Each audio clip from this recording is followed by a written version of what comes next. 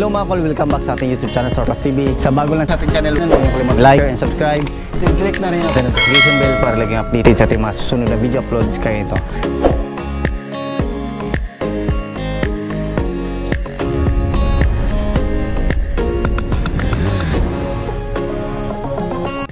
Ngayon mga kol, pakita natin yung ating fully custom na Suzuki Every Wagon K6A engine, 660cc. Meron itong maximum power na 64 horsepower at 6,500 RPM.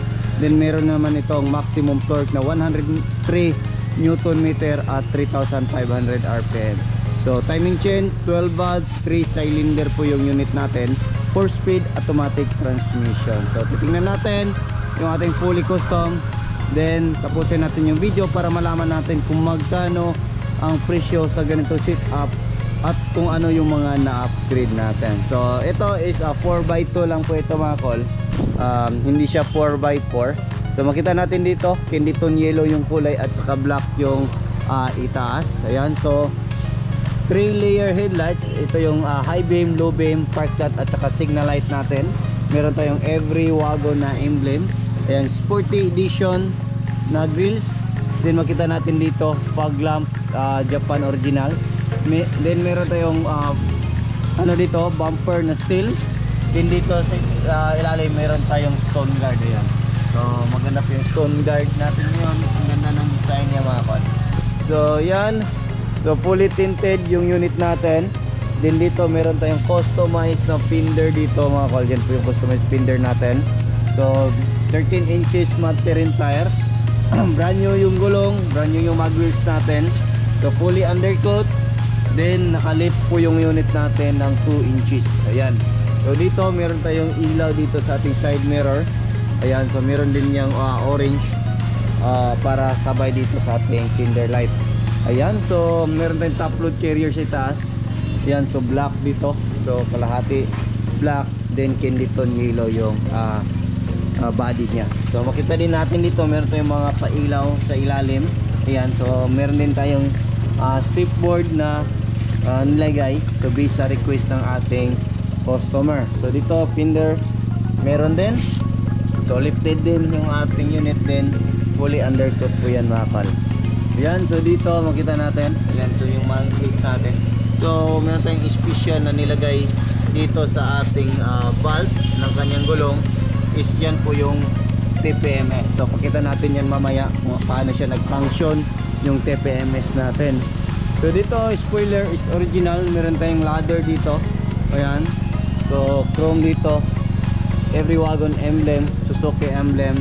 Din dito meron tayong tail light. So ganyan po yung tail light ng mga DE64W, unlike po sa mga DE17W na sa gilid. Ayan, so dito step 4 dito, then nakabura-bura po yan mga kol.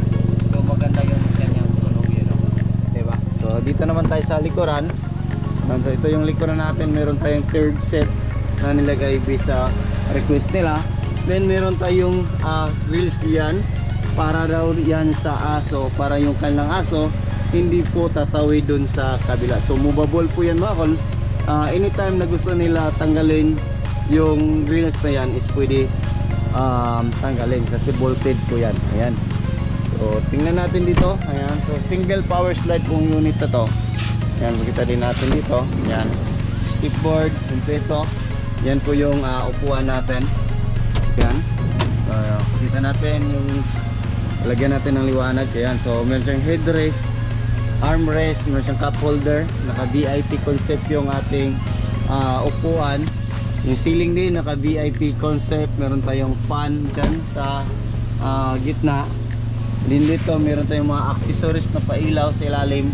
Then meron tayong Every Wagon dito sa fender sa kanyang stepboard. So accessories po yan mga kat. Ayan, so dito makita natin yung jack, tie wrench natin. Ayan, so wala pang tie wrench, so palagyan natin yan mamaya para kompleto. Ayan, hindi malimutan ng ating mga tao. Ayan, so dito bago na din yung mga cover dito, all power yan, so functional lahat. Then auto fold function. Yan, so yan po yung mga switches natin. So Dito meron tayong switch, ayan sa interior lights at saka ilalim. Yan po yung switch. Din dito isa dito sa every wagon na yan. Then ito, switch na to is dito sa blue dito sa ating side mirror. Ayan, so single power slide. Ayan, so yan po yung power slide natin. So functional po siya. Di ba? Ayan. Then dito makita natin yung ating digital temperature gauge, greedy. Then dito naka-momo steering. Then quick release po ito mga kol. Ayan, so quick release pwede natin tanggalin. Ayan, so pwede na natin balik. Ayan, so naka 9 inches Android touch na stereo with reverse camera yan mga kol. Then dito makita natin naka VIP. Ayan, so meron siyang logo. So meron siyang cup holder dito. Yan po yung kanyang under stereo. Meron siyang dash cam dito. Meron din tayong ilaw dito. Ayan, sun visor natin. Kompleto. Mga passenger handle. Kompleto yan mga kol. So makita natin dito. Ito yung TPMS natin. Tire pressure monitoring. So makita natin dito. Yan. So dito tayo mag base. Kung ano na. Ayan, 29. Yan po yung kanyang reading. Yan dito 29, isa is 28. So ito is dagdagan lang ng konting hangin para pantay. So makita natin yung dashboard natin is back to original yung ating kulay. So yan o. Yan o. Very powerful yung makina natin mga kol. Yan, so na test drive na natin to, long drive. So nagpunta tayo dun sa malapit sa Mount Apo sa Kapatagan, Digos. Ayan, ito yung makina natin.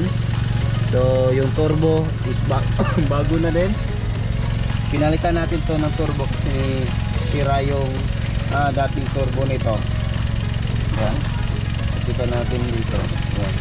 Ayan po yung makina natin, naka brand new turbo. So K6A engine, 660cc, 64 horsepower at 6,500 RPM. Then meron siyang maximum torque na 103 Nm at 3,500 RPM. So tapping chain, 3 cylinder po ito mga kol, 12 valve yung makina natin. So 4 speed automatic transmission. So yan yung makina natin. So malinis. Yan dito, check natin yung ating hood opener. Yan. So yung hood opener nito is nandito pa sa kabilang side. Kita natin. So ang ganda ng kulay. So yan, opener dito.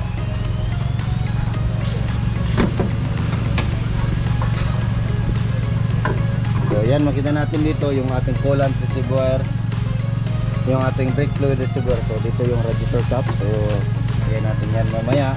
Nag-bleed kasi tayo sa coolant. Yan, so dito yung ating windshield washer reservoir. So yung presyo ng unit natin mga kol, all in all set up additional mga accessories is umabot po siya ng 426,000 all in na po yan mga kol. Kayo yung mamili na kulay, kayo yung mamili na mga gusto nyo i-upgrade. So kasi yung mga basic nito sa 285 to 290 lang. Tataas po yan, depende po sa mga accessories na gusto nyo po ipalagay. So yan lang muna yung aming vlog for today. Maraming salamat po sa patuloy na pagsubaybay. Hindi po natin makalimutan, nag-accept po tayo ng layaway plan sa mga unit natin. So message lang po sa mga page natin, Dudong Lagan Surplus, Dudong Lagan Auto Care Center at saka Surplus TV page. So yan po yung mga legit account natin. So ulitin ko po, maraming salamat po sa inyong pagpatuloy na pagsuporta sa atin. Sa bago lang sa ating channel, don't forget to like, share and subscribe. Then click na rin yung ating notification bell para updated kayo sa next video upload sa iyo. Ingat po mga kol and bye bye. God bless po sa ating lahat.